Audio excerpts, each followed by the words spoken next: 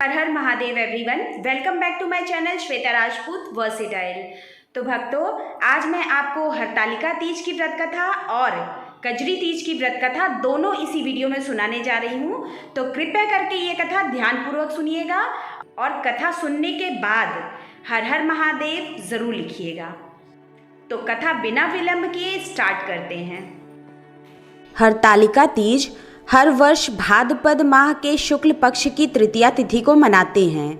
इस व्रत के करने से भगवान शिव और माता पार्वती का आशीर्वाद प्राप्त होता है और जीवन के सभी कष्ट दूर होते हैं। हरतालिका तीज का पर्व भगवान शिव और माता पार्वती के अटूट रिश्तों को ध्यान में रखकर किया जाता है।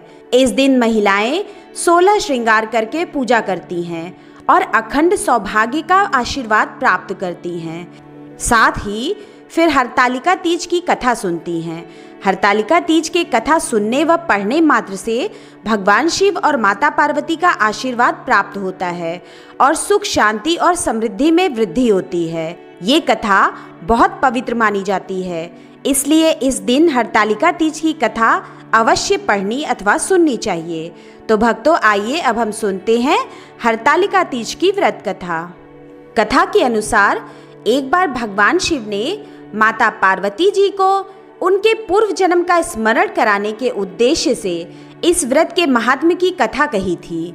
श्री भोले शंकर बोले, हे गौरी, पर्वतराज हिमालय पर स्थित गंगा के तट पर तुमने अपनी बाल्यावस्था में 12 वर्षों तक अधोमुखी होकर घोर तप किया था। इतनी अवधि तुमने अन्न न खाकर पेड़ों के सूखे पत्ते चबाकर व्यतीत किए। माघ की विकराल शीतलता में तुमने निरंतर जल में प्रवेश करके तप किया। वैशाख की जला देने वाली गर्मी में तुमने पंचाग्नि से शरीर को तपाया। श्रावण की मूसलाधार वर्षा में खुले आसमान के नीचे बिना अन्न जल ग्रहण किए समय व्यतीत किया। तुम्हारे पिता तुम्हारी कष्ट साध्य तपस्या को देखकर बड़े दुखी होते थे, उन्हें बड़ा कलेश होता था। तब एक दिन तुम्हारी तपस्या तथा पिता के कलेश को देखकर नारद जी तुम्हारे घर पधारे। तुम्हारे पिता ने हृदय से अतिथि सत्कार करके उनके आने का कारण पूछा। नारद जी ने कहा, गिरिराज, मैं भगवान विष्णु के भेजने पर यहाँ उपस्थित हुआ हूँ। आपकी कन्या ने बड़ा कठोर तप किया है। इससे प्रसन्न होकर वे आपकी सुपुत्री से विवाह करना चाहते हैं। इस संदर्भ में आपकी राय जानना चाहता हूँ। नारद जी की बात सुनकर गिरिराज गद्द हो उठे। उनके तो जैसे सारे कलेश ही दूर हो गए। प्रसन्नचित होकर वे बोले, श्रीमान, यदि स्वयं विष्णु मेरी कन्या का वरण करना चाहते हैं तो भला मुझे क्या आपत्ति हो सकती है। वे तो साक्षात ब्रह्मा हैं। हे महर्षि, ये तो हर पिता की इच्छा होती है कि उसकी पुत्री सुख संपदा से युक्त पति के घर की लक्ष्मी बने। पिता की सार्थकता इसी में है कि पति के घर जाकर उसकी पुत्री पिता के घर से अधिक सुखी रहे। तुम्हारे पिता की स्वीकृति पाकर नारद जी विष्णु जी के पास गए और उनसे तुम्हारे विवाह के निश्चित होने का समाचार सुनाया। मगर इस विवाह संबंध की बात जब तुम्हारे कान में पड़ी तो तुम्हारे दुख का ठिकाना न रहा। तुम्हारी एक सखी ने तुम्हारी इस मानसिक दशा को समझ लिया और उसने तुमसे उस विक्षिप्तता का कारण जानना चाहा। तब तुमने बताया, मैंने सच्चे हृदय से भगवान शिव शंकर का वरण किया है, किंतु मेरे पिता ने मेरा विवाह विष्णु जी से निश्चित कर दिया। मैं विचित्र धर्म संकट में हूँ, अब क्या करूँ। प्राण छोड़ देने के अतिरिक्त अब कोई भी उपाय शेष नहीं बचा है। तुम्हारी सखी बड़ी ही समझदार और सूझबूझ वाली थी। उसने कहा, सखी, प्राण त्यागने का इसमें कारण ही क्या है। संकट के मौके पर धैर्य से काम लेना चाहिए। नारी के जीवन की सार्थकता इसी में है कि पति रूप में हृदय से जिसे एक बार स्वीकार कर लिया, जीवन पर्यंत उसी से निर्वाह करे। सच्ची आस्था और एक निष्ठा के समक्ष तो ईश्वर को भी समर्पण करना पड़ता है। मैं तुम्हें घनघोर जंगल में ले चलती हूँ, जो साधना स्थली भी हो और जहाँ तुम्हारे पिता तुम्हें खोज भी ना पाए। वहाँ तुम साधना में लीन हो जाना। मुझे विश्वास है कि ईश्वर अवश्य ही तुम्हारी सहायता करेंगे।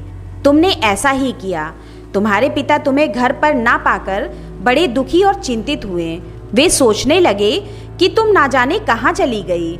मैं विष्णु जी से उसका विवाह करने का प्रण कर चुका हूँ। यदि भगवान विष्णु बारात लेकर आ गए और कन्या घर पर ना हुई तो बड़ा अपमान होगा।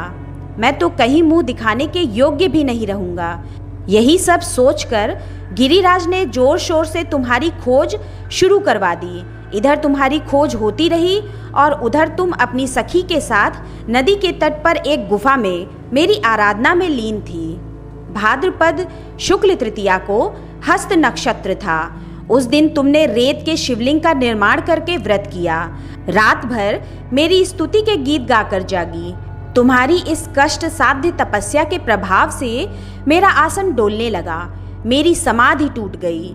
मैं तुरंत तुम्हारे समक्ष जा पहुंचा और तुम्हारी तपस्या से प्रसन्न होकर तुमसे वर मांगने के लिए कहा।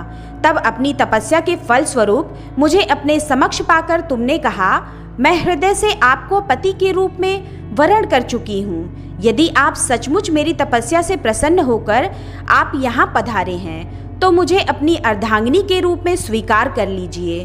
तब मैं तथास्तु कहकर कैलाश पर्वत पर लौट आया। प्रातः होते ही तुमने पूजा की समस्त सामग्री को नदी में प्रवाहित करके अपनी सहेली सहित व्रत का पारण किया। उसी समय अपने मित्र बंधु व दरबारियों सहित गिरिराज तुम्हें खोजते खोजते वहां आ पहुंचे और तुम्हारी इस कष्ट साध्य तपस्या का कारण तथा उद्देश्य पूछा। उस समय तुम्हारी दशा को देखकर गिरिराज अत्यधिक दुखी हुए और पीड़ा के कारण उनकी आंखों में आंसू उमड़ आए थे। तुमने उनके आंसू पोंछते हुए विनम्र स्वर में कहा, पिताजी, मैंने अपने जीवन का अधिकांश समय कठोर तपस्या में बिताया है। मेरी इस तपस्या का उद्देश्य केवल यही था कि मैं महादेव को पति के रूप में पाना चाहती थी। आज मैं अपनी तपस्या की कसौटी पर खरी उतर चुकी हूँ। आप क्योंकि विष्णु जी से मेरा विवाह करने का निर्णय ले चुके थे, इसलिए मैं अपने आराध्य की खोज में घर छोड़कर चली आई। अब मैं आपके साथ इसी शर्त पर घर जाऊंगी कि आप मेरा विवाह विष्णु जी से ना करके महादेव जी से करेंगे। गिरिराज मान गए और तुम्हें घर ले आए। कुछ समय के पश्चात शास्त्रोक्त विधि विधान पूर्वक उन्होंने हम दोनों को विवाह सूत्र में बांध दिया। हे पार्वती, भाद्रपद की शुक्ल तृतीया को तुमने मेरी आराधना करके जो व्रत किया था उसी के फलस्वरूप मेरा तुमसे विवाह हो सका। इसका मतलब ये है कि मैं इस व्रत को करने वाली कुंवारियों को मनोवांछित फल देता हूँ। इसलिए सौभाग्य की इच्छा करने वाली प्रत्येक युवती को ये व्रत पूरी एक निष्ठा तथा आस्था से करना चाहिए। हे उमापति महादेव और माता पार्वती, आपसे मेरी यही विनती है कि इस कथा को जो सुनता अथवा पढ़ता है उस पर भी अपनी कृपा हमेशा बनाए रखिएगा। हर हर महादेव। उमापति महादेव की जय, माता पार्वती की जय। तो भक्तों, ये थी हरतालिका तीज की व्रत कथा। तो आइए अब हम सुनते हैं कजरी तीज की व्रत कथा। भाद्रपद मास में कृष्ण पक्ष की तृतीया तिथि के दिन सुहागिन महिलाएं तीज का व्रत रखती हैं, जो कजरी तीज कहलाता है। धार्मिक ग्रंथों के अनुसार भादो मास की इस तिथि के दिन पहली बार इस व्रत को मां पार्वती ने भगवान शिव को पति के रूप में पाने के लिए किया था। यही कारण है कि इस तीज व्रत को कुंवारी लड़कियां भी रखती हैं। इसकी पूजा के दौरान कजरी तीज की व्रत कथा भी सुनी जाती है। मान्यता है कि इस व्रत कथा को पढ़ने और सुनने से सुहागिन महिलाओं को अखंड सौभाग्य की प्राप्ति होती है। वहीं कुंवारी लड़कियों को भी अच्छा जीवन साथी प्राप्त होता है। तो भक्तों, आइए अब हम सुनते हैं कजरी तीज की असली व्रत कथा क्या है और जिस पौराणिक कहानी को पढ़े और सुने बिना इस तीज की पूजा अधूरी मानी जाती है। तो भक्तों, आइए अब हम सुनते हैं व्रत कथा। प्राचीन समय की बात है। एक गांव में एक गरीब ब्राह्मण दंपत्ति रहते थे। उसकी हालत इतनी दयनीय थी कि जैसे तैसे वो केवल 2 वक्त का भोजन ही कर पाता था। ऐसे में जब भाद्रपद महीने की तृतीया तिथि की कजली तीज आई तो ब्राह्मण की पत्नी ने कजरी तीज का व्रत रखने का संकल्प लिया और उसने तीज माता का व्रत रखा। ब्राह्मणी ने ब्राह्मण से कहा, सुनो जी, आज मेरा तीज माता का व्रत है। आप कहीं से चने का सत्तू लेकर आओ। इस पर ब्राह्मण बोला, अरे भाग्यवान, देने के लिए दाम नहीं है, मैं सत्तू कहाँ से लाऊं? तो ब्राह्मणी ने कहा, ये मैं नहीं जानती, चाहे चोरी करो या चाहे डाका डालो, लेकिन मेरे लिए सत्तू लेकर आओ। ये बात सुनकर ब्राह्मण परेशान हो गया कि आखिर बिना पैसे के वो सत्तू कहाँ से लेकर आए। रात का समय था। ब्राह्मण घर से निकला और एक साहूकार की दुकान पर पहुंचा। उसने देखा कि साहूकार के साथ साथ उसके सभी नौकर भी सो रहे थे, तो वह चुपके से दुकान में घुस गया। सत्तू बनाने के लिए उसने वहाँ पर चने की दाल, घी, शक्कर लेकर सबको 1.25 किलो के बराबर तोल कर ले लिया। जब ब्राह्मण ये सब कर रहा था तो खटखट की आवाज़ सुनकर दुकान के नौकर जाग गए और चोर चोर चिल्लाने लगे। ऐसे में साहूकार की भी नींद खुल गई। उसने ब्राह्मण को देखा और उसको पकड़ लिया। साहूकार की गिरफ्त में आए ब्राह्मण ने बहुत विनम्रता से कहा, हे साहूकार, मैं चोर नहीं हूँ। मेरी पत्नी ने कजरी तीज का व्रत किया है। मैं केवल 1.25 किलो सत्तू लेने आया था, लेकिन सत्तू न मिलने पर सत्तू बनाने की 1.25 किलो सामग्री लेकर जा रहा था। आप मेरी तलाशी लेकर देख लीजिए। इस पर साहूकार ने उसकी तलाशी ली। उसके पास सत्तू के सामान के अलावा कुछ नहीं मिला। ब्राह्मण ने कहा, हे साहूकार, चांद निकल आया है, ब्राह्मणी मेरा इंतजार कर रही होगी। साहूकार की आंखें भर आई। नम आंखों से साहूकार ने कहा, आज से तुम्हारी पत्नी को मैं अपनी धर्म बहन मानूंगा। इसके बाद उसने ब्राह्मण को सत्तू, आभूषण, गहने, रुपए, मेहंदी, लच्छा और बहुत सारा धन देकर ठाठ से विदा किया।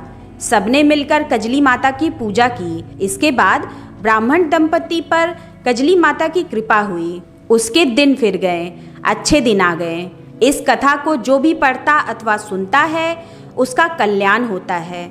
इस कथा को पढ़ने सुनने वाले के साथ साथ सब लोगों के वैसे ही दिन फिरे जिस तरह ब्राह्मण के दिन फिरे थे।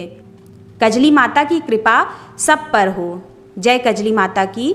हर हर महादेव।